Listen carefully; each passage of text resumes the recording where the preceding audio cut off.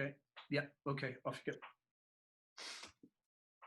Actually, probably the world has never needed innovation as much as it does now, and yet it's facing massive challenges and potentially a lot of budget cuts. How are you going to get that balance? Really good question. I think for myself, it's really actually an opportunity for us. I know there's obviously a financial struggling time at the moment, and we're going to continue out the back end of the COVID situation. From my side, there's been a time, never a better time for the public pressure side of things for innovation, certainly in the emission reduction space, and a green recovery. So although it's a challenging recovery, it actually provides an opportunity for us in this space. That's an interesting point, isn't it, as well? Because at one stage, everyone was saying, oh, there's no cars on the road. Suddenly everything's become greener. Let's not go back to that. And yet people will. How do we kind of encourage everyone to think more about decarbonisation and thinking in greener kind of things in terms of shipping? Yeah, again, another good question. So for me, I think the public awareness has been heightened through this. For me, I think it's rather than making it more aware as an issue, it's actually starting to get the message out to the public about what the potential solutions are and the challenges with those solutions potentially, and how we need to overcome those. So it's less about actually making people aware of the issues. And I think this situation has already kind of done that for us. It's a case of, right, what are we actually going to do to ensure that we can continue with that down this line when we start to move things around as we have done in the past.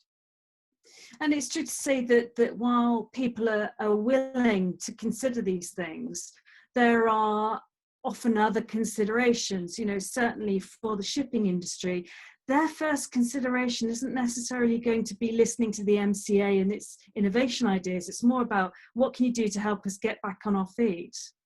Absolutely. I don't disagree with that. I think there is going to be an emphasis in ship owners and operators to save their businesses essentially, and focus on that rather than necessarily the pressures that they had previously around decarbonisation and emission reduction.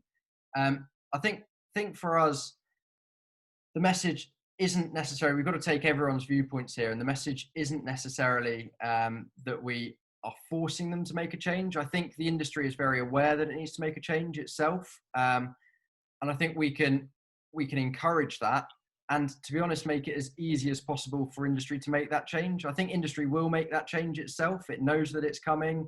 It's very much a hot topic on the international stage, and ever growing in terms of public and political pressure. From our side, from a regulatory side, I think it's very much around how do we enable it to happen rather than forcing it to happen. And do you think it's an interesting point, isn't it? Because we've all had to adapt very quickly to a set of circumstances that no one could have predicted. You know, you and I are both working from home. We're doing this interview from a few hundred miles away from each other. Do you think that might make people more receptive to the possibility of change? Absolutely. I think it's kick-started people's thinking into how to do things slightly differently. Like you say, we're doing things very differently now. We've shown as an agency, let alone as an industry, how we can respond to change, and we can deliver and move things at pace. So from my side of things, yeah, things have to be done differently. And I think that's not just with ourselves, but it's across the whole industry. And if nothing else, this time has shown us that we can, come together and do that collectively. Skeptics might wonder how the words civil service and innovation sit in the same sentence. Has it been tricky trying to convince people that the MCA is serious about this? I think you will always have that view that it could be challenging. I think from my side, it's been really positive to have the support at all levels of the organisation. This is not something that's just being tabled at one level. This is something that's being taken on board throughout the organisation, and if anything else, championed from the top as well. So it's not an uphill challenge to try and convince the organisation it's something that we need to do. I think we're very aware that we need to do something and operate very differently, which has enabled us to operate at pace in this area.